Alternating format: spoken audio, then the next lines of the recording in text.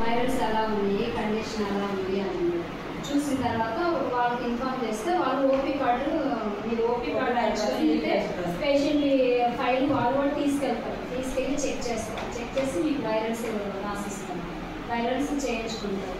In case ఒకవేళ patient positive అనుకో, ఒకవేళ పాజిటివ్ అయితే పెప్టైడ్స్ అనేది మనం యూజ్ చేస్తాం. PEP అంటే ఏంటంటే పోస్ట్ ఎక్స్పోజర్ ప్రొఫిలాక్సిస్. ఏంటి?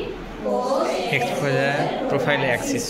ఈ పోస్ట్ ఎక్స్పోజర్ ప్రొఫిలాక్సిస్ 3 టైప్స్ ఉంటాయి అన్నమాట.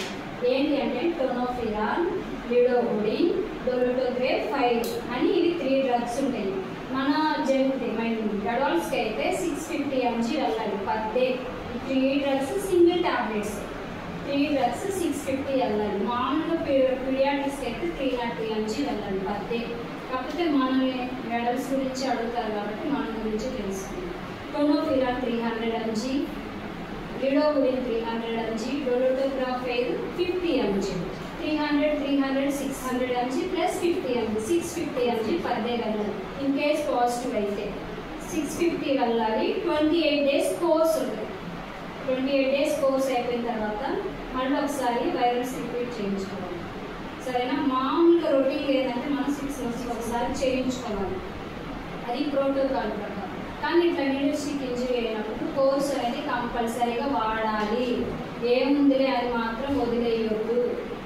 వాడటం వల్ల మనకే ఉపయోగం. అదేంటంటే బ్లడ్లో కలిసిపోకుండా డిస్ట్రాయ్ చేసే ఛాన్సెస్ ఉంటాయి. మనం అమ్మ పాజిటివ్ అని కొంచెం స్ట్రెస్గా ఫీల్ అవుతాం కదా, దాని నుండి తగ్గించడానికి మనకు మెడిసిన్ పెట్టారు పెప్టైడ్స్. ఇదివరకు లేదు, కాలం రీసెంట్గా అది మనకి గవర్నమెంట్ పెట్టింది.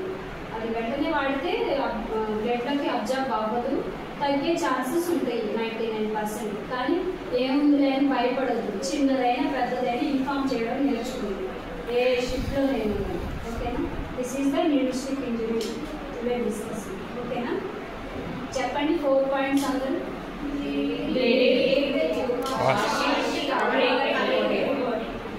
వాషింగ్ అంటే రన్నింగ్ వాటర్ మీద పెట్టదు. Don't use any aseptic solutions.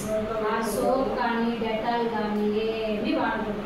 Plus sucking, ఇలా పడిందనుకో ఇలా చీట్గా ఉంటుంది కామన్గా. డోంట్ సక్ అనేది చేయకూడదు.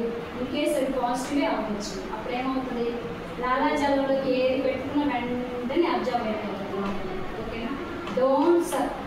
మనల్ని అడుగుతారు సక్ చేయొచ్చా అని, కన్ఫ్యూజన్ అవ్వదు. డోంట్ సక్ అంతే. ఇంకా అది మైండ్లో పెట్టుకోండి. 4 పాయింట్స్ గుర్తుపెట్టుకోండి. రిపోర్ట్ చేయాలి సీఎంలోకి, ఇన్స్టెంట్ ఫామ్ రేజ్ చేయాలి అంతే. ఓకేనా?